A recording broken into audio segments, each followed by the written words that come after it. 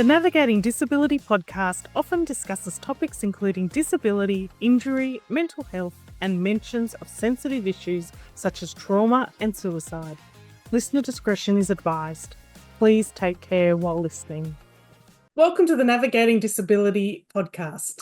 Today we're joined by Abdul Haseeb Wakar, otherwise known as Haseeb, Pakistan's first ADHD coach, a neurodiversity specialist, and a global mental health advocate.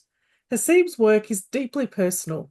After being diagnosed with ADHD at 14 and finding no support in his country, he took it upon himself to become the coach he once needed to see.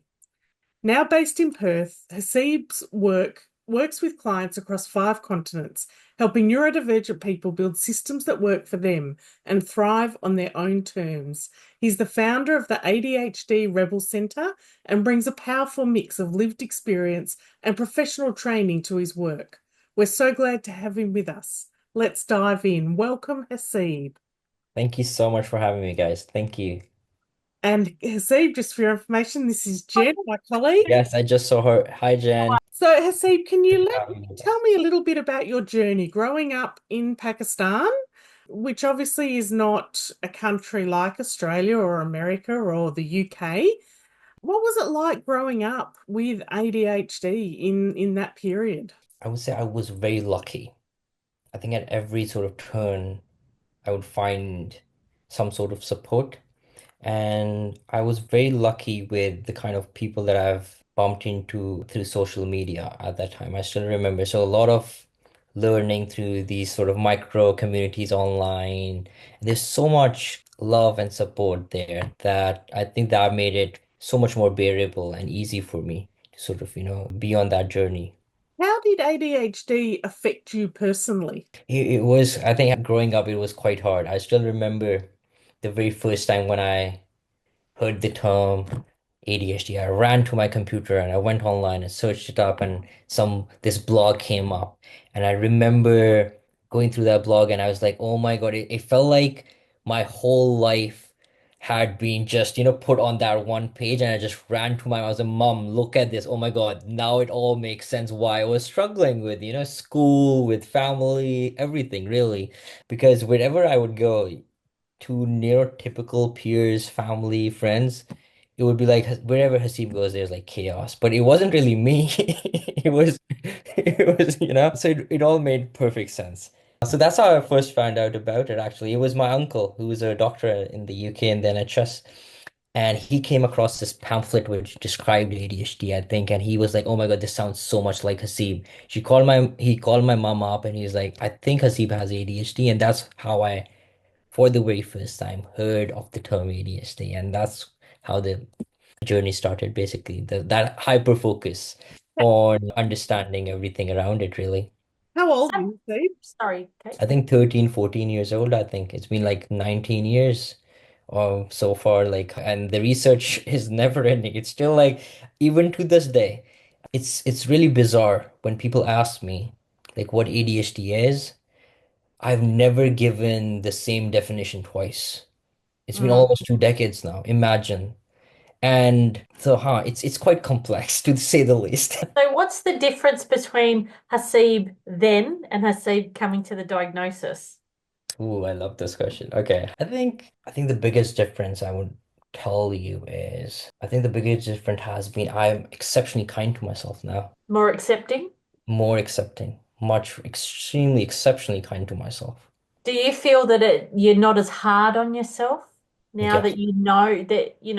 I do push myself to seek discomfort quite a bit.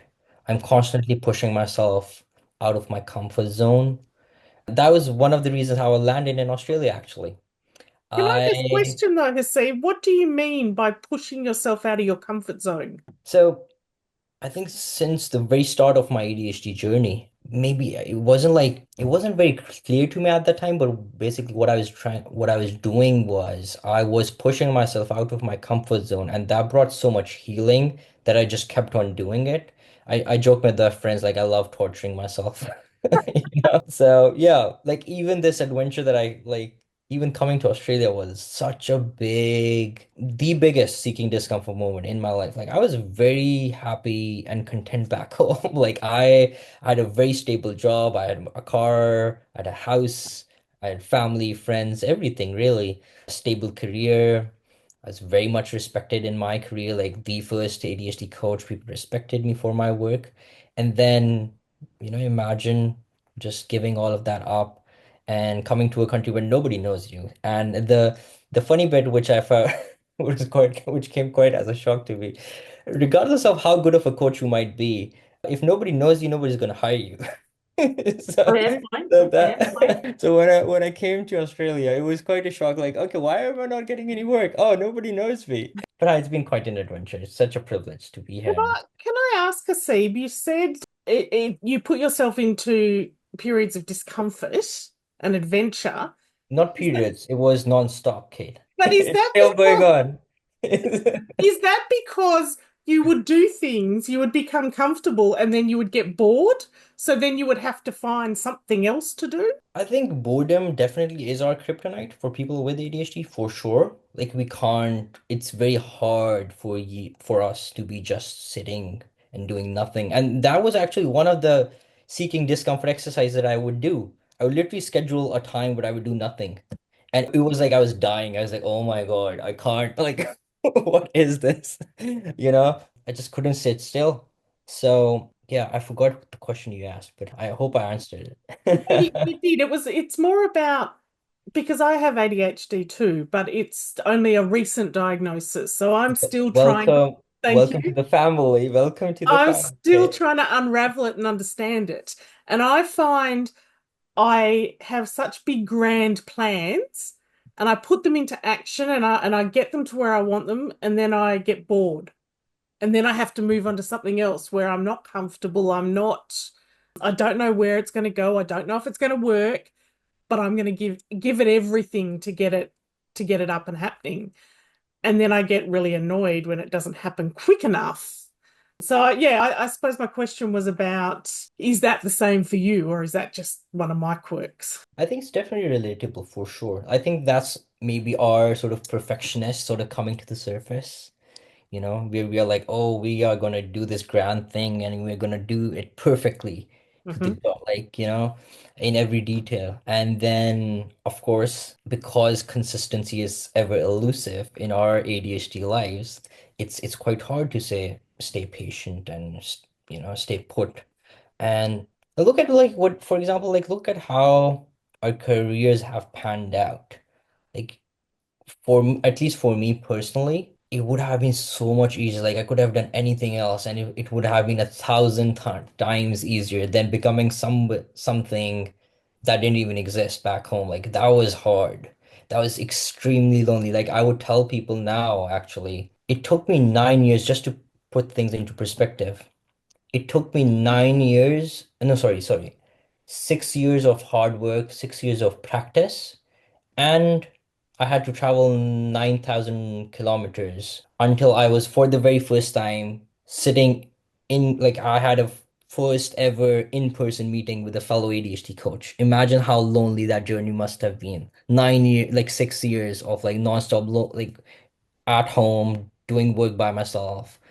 You know, like we see other people like doctors hanging out. Like imagine being the only ADHD coach and for so long and no, yes, of course I had friends and colleagues globally, of course, but it's not the same as like I was like I would tell my friends I was like I would just love to just grab a coffee with you guys, just sit with you, just and talk. But yeah, in terms of careers, just to put it into perspective, like I worked as a wildlife conservationist for 15 years. I was a civil servant for half a decade.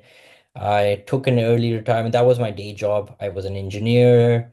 I did, I started my own coaching practice. I still continue. And now I do it full time here in Perth. Yeah, it would have been so much more easier, You doing it. mentioned one word, Haseeb, which I've been really struggling with. So I'd love to get your perspective.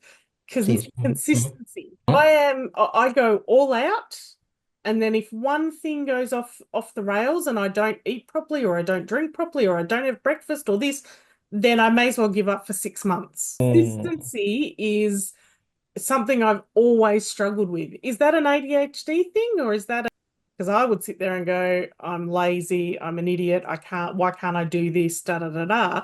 But now I'm hearing maybe it might be an ADHD thing. I think it's a neurotypical world bullying us thing. It's all the negativity that hit you for decades, and it does become a part of us, that overcritical us being overcritical of ourselves, and then that's what's where the perfectionist sort of comes to the surface, and we're like, no, we have to do things a certain way, which is always, the neurotypical way and the harder way, you know, careers, jobs, relationships, everything really. I think I Um, love you. I feel like I've met That's my very kind of you to say. soulmate. That's very kind. I think that's very I've experienced that quite like that. I think that's very common with I think amongst. That's why I said welcome to the family in the very beginning, and it's. I think yes, neurodivergent people do feel like we are kindred spirits, sort of, very much, because we have. I think maybe we're trauma bonding, Kate. Take over, Jen, because I've totally taken over the interview. No, So that's okay. I'm loving watching the interaction. So, Hasib, do you ever go through moments of self-doubt? Loaded question. Self-doubt. Oh, that is a very good question. That is a loaded question. I love loaded questions. I think any other kind of questions I would be very disappointed by and would not. I love how deep of a question you have asked. I think it's been quite a long time since I've been living authentically for quite a long time, alhamdulillah now. So I can very proud, I'm very grateful that I don't think I experienced that. I don't self-doubt. I Yeah. do struggle a lot. Oh my God, if I were to share my struggles, I think people would just run away. They would be like, oh my God, you please share your are, struggles, please, yes. because that's Because what people want it's to hear. relatable, isn't it? It's It is relatable very to our relatable. listeners. Yeah.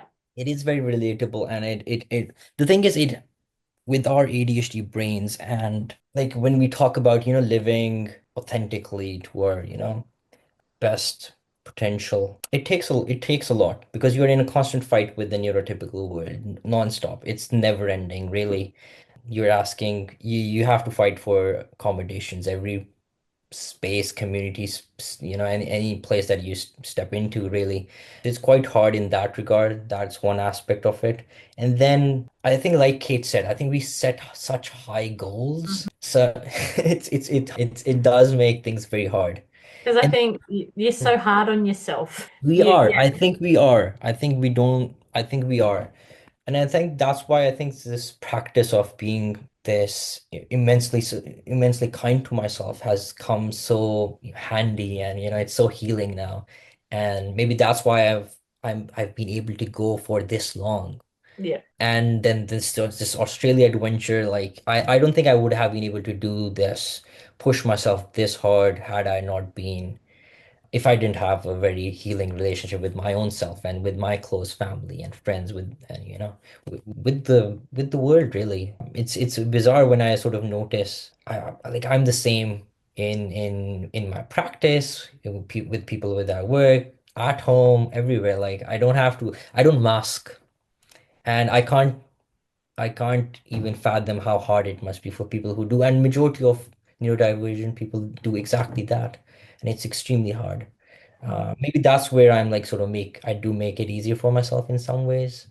On Just that I note, am who I am, and here I am. Yes, here I am. Like there is no like I accept my faults and my on uh, that note, Haseeb, it's really interesting because Jen and I were only having this discussion this morning hmm, because I give my all to certain things and certain projects, and it is a yes, mask. Not that yeah. I don't want to be that person, but it's exhausting.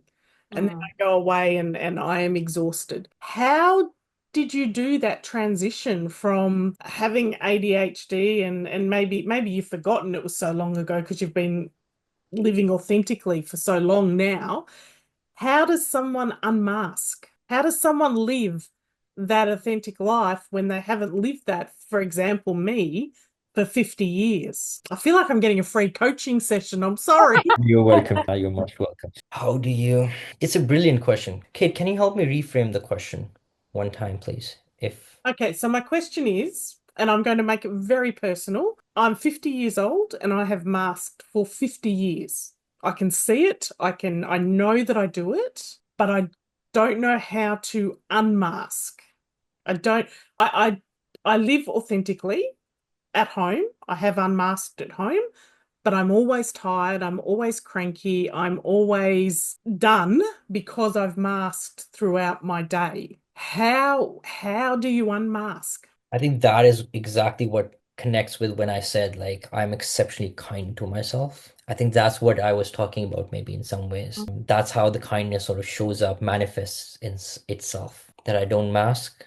I don't like even in my practice, for example, and maybe I shouldn't be doing this, but I don't never say like I'm an expert or something. Like it's very hard for me to be in that headspace of like, oh my God, I know. Like even with clients, I guarantee stuff. Even though I've been like researching it for like 2 decades, that's like massive amounts of research, like immense. But still, how did it happen for me? I think the words that are coming to the surface for me right now is grit.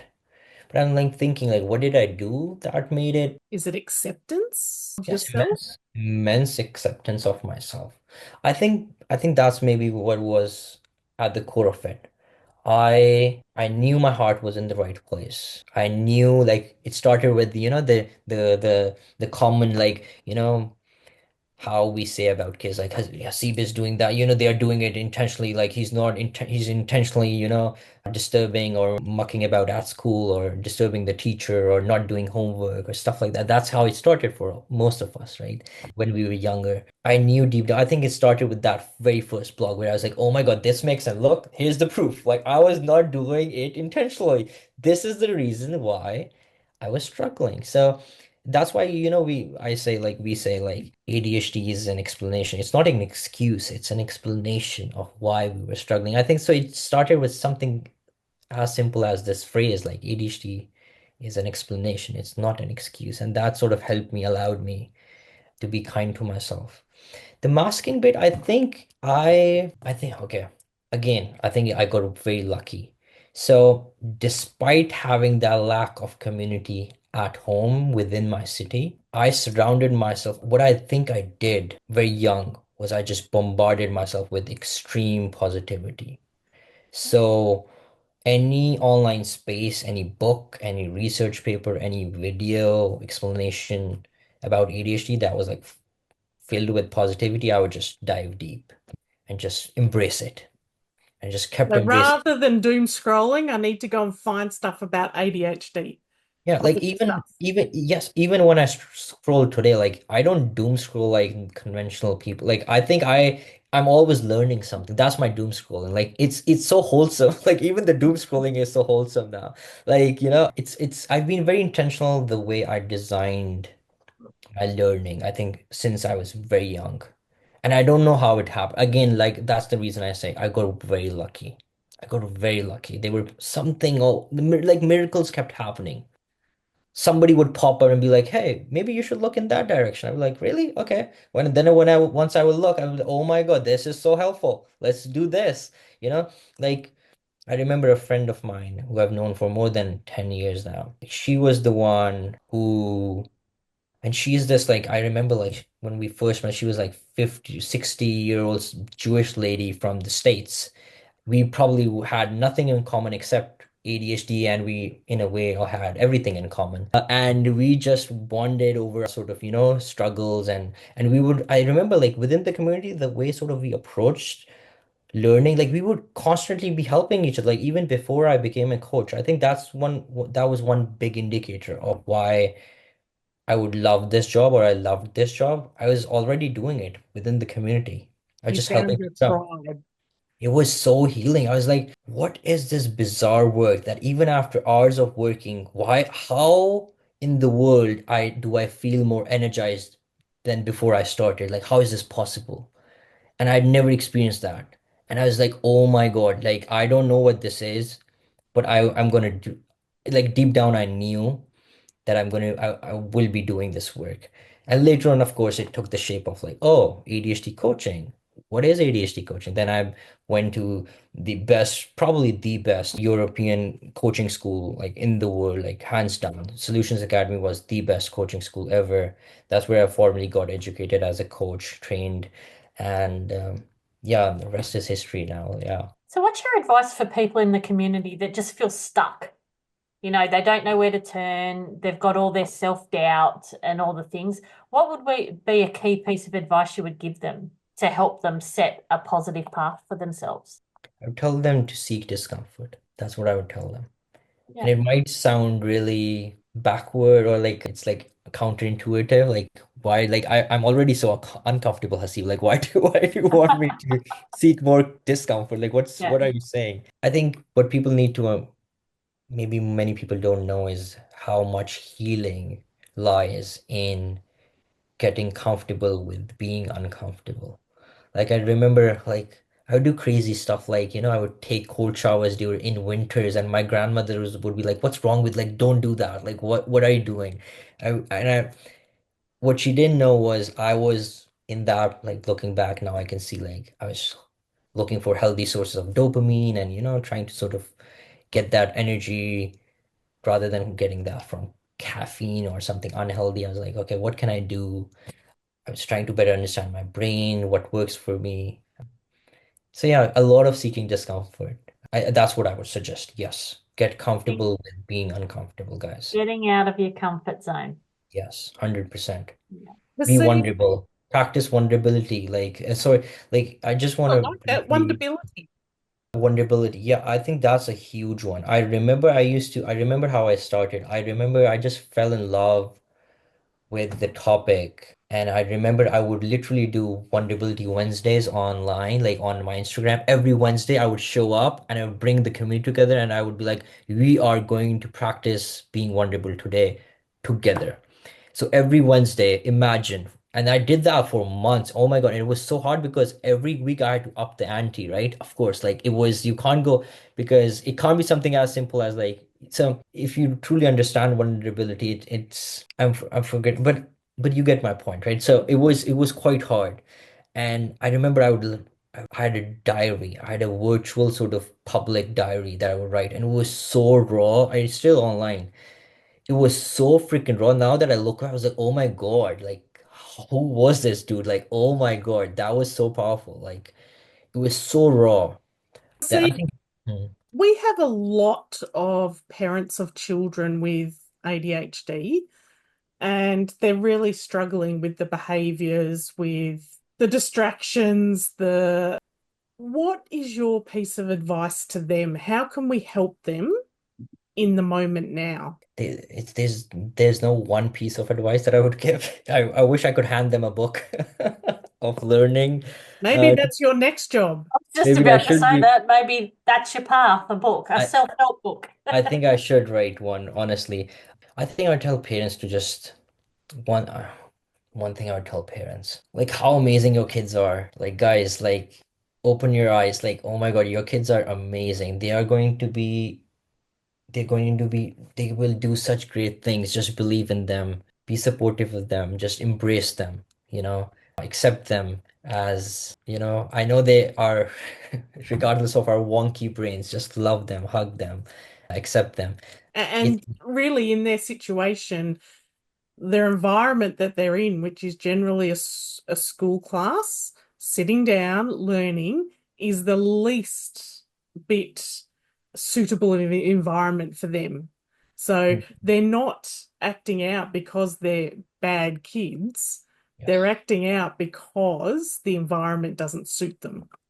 yes, very well said.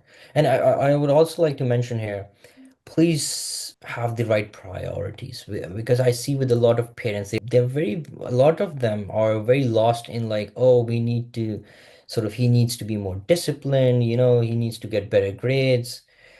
And what they forget in doing that is, have you ever thought about, I would ask them to really think deep and long about where do you think your child's natural talents lie? What is your kid passionate about? What does he love doing? You know? Like I'm like that kid. Like I give my example sometimes. Like people would tell me like, he doesn't sit in class. And then I was the same kid that didn't sit in class. By the way, interesting tangent. I would love, like, I think you should know this. My mother loves this story. She told me the first 6 months, the very first parent teacher meeting that they had, when my mom and dad showed up, they were like, "Your son, he didn't sit in class for 6 months. He was outside running after the chickens and the goats, and like, that was my story." And then the same kid was later on, I was like, I remember this one time I read an 800 plus page book in less than one day. Less than one day. So you really have to think about what are we passionate about? You have to, because our brains, we don't work on this sense of urgency. We don't prioritize the same way that neurotypical brains do. So I think more parents need to sort of understand that, you know, we are, we are, susceptible to being time blind. And, so yes, just try to look, because like all the careers that I just shared with you, like working as a wildlife conservationist, working with, as an engineer, working as Pakistan's first ADHD coach. They're so diverse, they're so different. And I don't think there should be, like, in the 21st century where we are today, I think there shouldn't be any shame attached anymore to, like, if you switch a few careers. Like, that is the norm now. And I think more people should be accepting of that. Well, look, the new experiences, right? You're not stuck in one thing and you're just learning Yes. different things. I think that's great. Yes. And it brings so much character to your work. Like, I sit with people, fellow engineers. I'm like, yeah, I was an engineer too. Like, I sit with civil servants. I'm like, I was a civil servant too. For half a decade, I sit with wildlife conservation and people who love animals. Like, I did that for 15 freaking years. I sit with people who are neurodivergent. I'm like, I've been hyper focused on that for like 2 decades now. What do we talk about? Like, let's go. Like, it's a lot of fun. It's so, and I think it's so healing when they hear stories about, how you sort of overcame. I think that's why I think in my practice I sort of lead with that. It's less about just go go go go go and tick tick tick, let's do this, and more about, how do we bring healing. How do I think that's why I sort of kind of hate the word coach, because nobody understands what a coach is. I feel like now feel like I've started saying more, I'm a healer.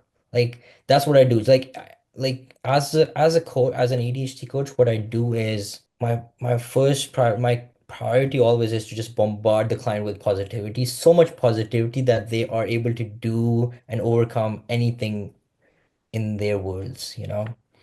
So that's how I sort of approach it now, rather than being like, teaching them productivity tips. And because I tell them, I think I'm probably the only coach who does this. I tell them point blank, guys, nobody's gatekeeping knowledge anymore. You don't need me to find tips and tricks to battle your sort of, time management things and productivity hacks. Like, you can literally Google that. Why are you wasting money on me then? Like, you don't need me for that. What you need me for is other stuff.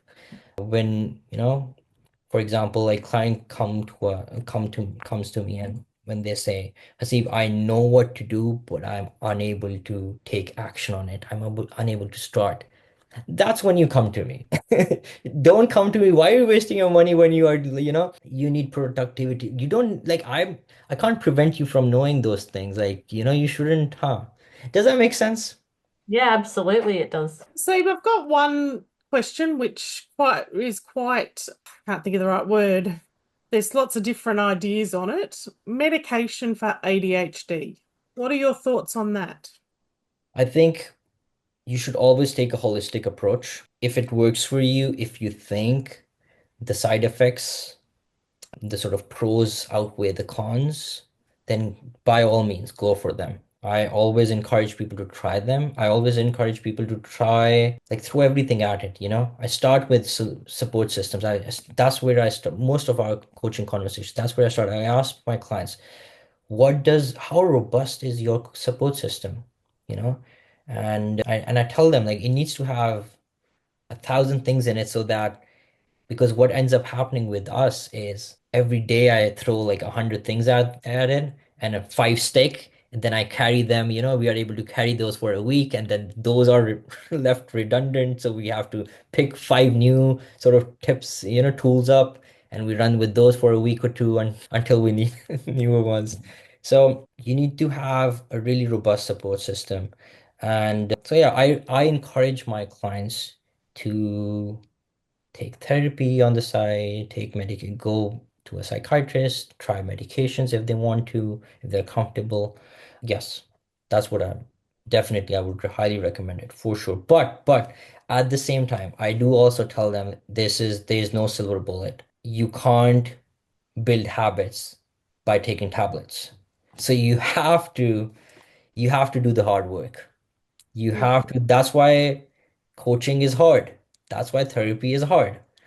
You know, you have to do the You hard work. say you can't build habits, wasn't it? You can't build habits. Taking a tablet. Thank Yeah, you. Yeah, okay. taking pills, like, yeah, it's not a substitute. It's not something. It's I think it's especially hard when parents come to me and they're like, Haseeb, here's our kid, here's all the money in the world, just fix him. Thin. And I tell them, like, without your involvement, nothing would change. Like, you guys are responsible as parents, you are responsible for change. Regardless of, like, however effective something might be, whatever I propose and however effective it might be, unless you guys are on board, because I'm with the kid for an hour, two, maybe three max, right? You guys are with your kids the whole day and night. So change happens through parents. So their involvement is key. And so there are no quick fixes. And I don't take such clients then. I do politely, I tell them, like, we have a very different set of expectations, and this, you're just going to be disappointed. So why waste your money, you know? What does your coaching look like? I can tell you what my clients have told me. What I've heard, I've been told they felt heard, understood, and seen. Yeah. And that's what people are looking for, the connection and that Yes. they're not isolated. They don't feel so alone. Yes. And you will be shocked to know they're actually professionals in the world. And I know quite a few, unfortunately, who literally treat people for such disorders and don't even believe in them.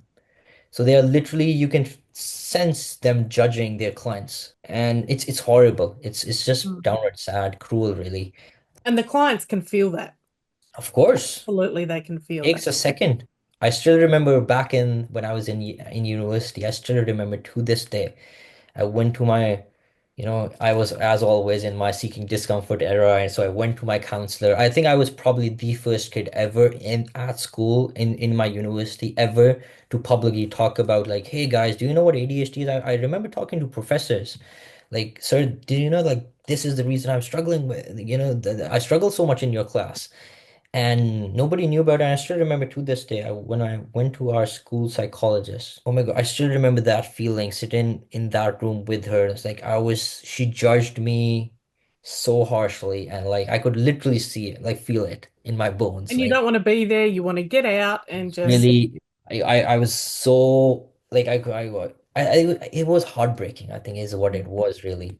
It's just heartbreaking because I knew I was telling the truth. I knew deep down I wasn't lying. I was being honest, and that is what I was sort of, so that's a really good point for parents as well, is, don't judge your children. that's a good, Especially if that's a big one. you That's a big don't one. have ADHD yourself, you Yes. can't begin to know what your child is going through. You can Yes. support them, but you'll never truly understand. Yes. I remember it's a long, long time ago. I literally made a presentation, Jen. Like, kid, imagine, like, I literally made a presentation. I sat all my immediate family down, my mom, my dad, my siblings, and in an attempt to sort of explain to them what I was going through. And I remember just breaking down, you know. And later on, like, it was so, I don't know how it happened. I That don't know how it sounds like happened. you're unmasking. When that, maybe in that experience, That could yes, have been your moment. Yeah. yes. Because I wanted them to understand. I wanted to have deeper, meaningful relationships in my life. And so I was always a big sort of, I was always for, like, having hard conversations with my family. Later on, I remember one day I was like, okay, who named so our WhatsApp, how every family has a WhatsApp group, right? And I remember sitting one day like thinking like who named our WhatsApp group? Do you know what's the name of our WhatsApp group? Guess. ADHD? The ADHD family. And the shocking bit is I did not name it that. I had nothing to do with that. So I was like, one day I was like, who named? Wait a second. Wait a sec. Because I was so So busy lost in are my there own other world. members of your family who are diagnosed with ADHD? No. Maybe they're undiagnosed. Yes, that is very much true. That's a fact. Yes, I know that for sure. But think of how huge this is. Somebody else Mm, accepted it as much as I did and went there and they were like, yes, this is what we are going to like. Imagine the level of acceptance. huge. Huge, right? So the stigmas were equally strong, of course, in the beginning. Yes, I can share stories about that too.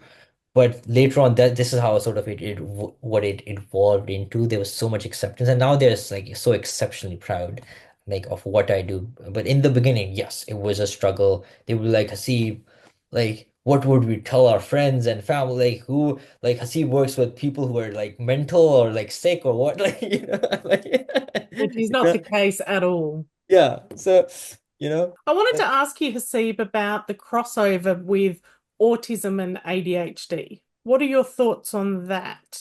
Some of the things that you've said, I would sit there and question and go, oh, that sounds like autism. Well, they are comorbid disorders, right? So they have a lot of common points. Yes.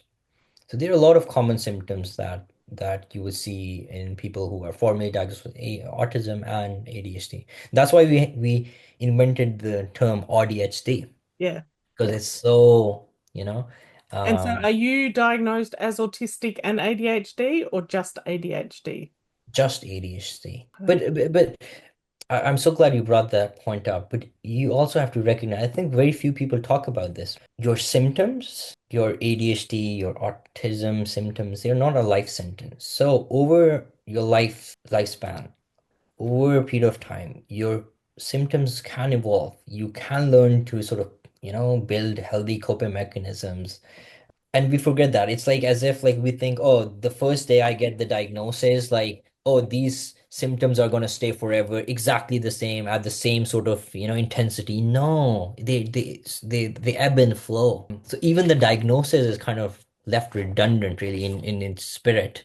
When they people come to me, like I do look at it, of course, we study it, but we as a, people who have read about ADHD, so like we now know from experience that your symptoms can change. They can sort of evolve into other stuff, and the intensity also changes. Yes. So that's important to know. So what does the future hold for Haseeb and his business and It's, the way forward? I want to share something with you guys. And I think hopefully I answer that question for you. So this is my passion planner. And I've been using, this is my 10th one, guys. So I've been using them for a decade now. And now it has become such a core part of me, of my value system, that it's really bizarre saying this out loud, but whatever I write down at this beginning of the planner, it comes true. It's like magic. It's like this planner is magic now. So every year, Jen, I sit down. This is a yearly ritual, has been happening for a decade now. I sit down and I ask myself, if I could be anything, if I could experience anything or have anything, what would it be? And that's where I start sort of, Oh, I love dreaming. that. It's Uh, manifestation at its best. yes. Yeah. So for this year, I have some really scary dreams. Like for one, like moving continents and living, like that was huge for me. And it's been quite an adventure. It has been such a privilege. It has been extremely healing. And one thing, one thing I really want to add here, it's funny when we say it has been extremely healing, it's in the moment in your body, it feels like you're dying, but when you look back, you're like, oh my God, I grew so much. Like you're you're continuously exponentially, the growth is like this, It's like you're on this rocket. So yeah, for the future, I don't know. I have big dreams. I tell people like I tell myself I have a mission. I want to help 1 million people this year. I know that sounds crazy, but our dreams don't have to be realistic, really. Where are you at, Haseem? Where are you at? I think I think it's funny how things end up happening. I am, like you said, the book, like who knows, like 3 months down the line, I have my book published. I'm working on my first ever website now at the moment. So very soon, in a month or two, I would have, I'm gonna design something of, something that I feel would really genuinely help people. So I'm sure, yes, there will be a lot of people. Like even let's not even think about 1 million. Even if I can help one other person out, I think I would be happy, really, Yeah. honestly. I don't it doesn't bother me. Like I don't think about these stuff like numbers or like I have to earn this much money. No, really, it doesn't really matter. And look, Um, that's genuine though, because Kate and I say the same thing. If we can help one person, then I know I've done my job. exactly. And it's huge for us. Like Kate can like imagine having it's funny, I tell people like you guys forget I have ADHD. Like I know I'm the coach, but I have ADHD too, guys. Like, just You're just sometimes I'm normal. like, Yeah. sorry, huh? Just normal. Like it's huge now that I think about when that I not just sort of able to sort of help myself stay up, but I'm also sort of supporting a small village on the side. It's huge. And now looking back when I was 14 and how much I was struggling. I've alhamdulillah come so far. So it brings me a lot of joy when I think about that in that through that lens. Yeah. And that's one of the reasons we're doing this is we don't make any money out of it. Mm, This is all about connection and giving people hope. It's our passion. It's our passion project, which we that's it. hope, will grow and who knows how many people it will help. Yeah. It does. I think it does make a difference. Like even like now that I look back on like how I showed up on social media back in the day, oh my God, it was just full of vulnerability and it was so unprofessional. Like in terms of like if you were to think of like graphics or like It I wasn't polished. It yeah, wasn't it wasn't polished at all. I had a really real. wonky phone, really bad graphics, like a cheap ass phone. Actually, this year actually for the first time my whole family was like, for God's sakes, buy a decent phone so you can actually make real content and like help people, like for God's sakes, like we will give you the money. Like my mom literally rang me up, she was like, for God's sakes, Steve, like you are doing this full time now, like so I bought a new phone, guys. I'm happy to report I did buy a new phone, a very good phone. I were and I remember the first day I sort of posted on Instagram, I was like, oh my God, like I look so like clear, like I can see myself so clearly. All my friends sort of messaged me like, dude, we can see you for the first freaking time. Like, oh my God, this is so cool. Like, Then you sit there and you go, why did it take me so long to get a good phone? exactly. So, big plans for this year, inshallah. Yeah. Haseeb, we can't wait to see what does evolve. We have some amazing ideas, and Thank you. I know that there are a lot of our listeners out there that will come and look you up and That's very kind of you. start following, a little bit of your advice. So thank you so much. I've got so much out of today. Thank you so much for having me. It was such a privilege. Thank you That's so okay. much. And we will obviously put all your links so people can reach out if they want to. That's very kind of you. Thank you so much for your time.